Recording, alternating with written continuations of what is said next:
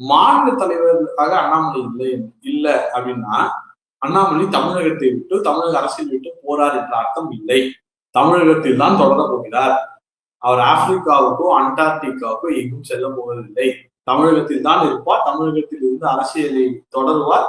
தமிழகத்தில் இருந்து அரசியலை தொடரும் போது திமுகவை என்னென்ன கேள்வி கேட்டுக் கொண்டிருந்தாரோ அந்த திமுக எதிர்ப்பு அரசியலை அவர் நிச்சயமாக தொடர்வார்.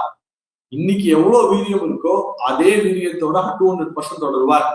இன்ஃபேக்ட் அண்ணாமலை அவர்கள் இதை விட்டு விலகுவது அவருக்கு வந்து ஒரு நல்லதோ கூட சம்டைம்ஸ் வந்து இப்போ ஆஃப் லேட்டா நினைக்கிறேன்.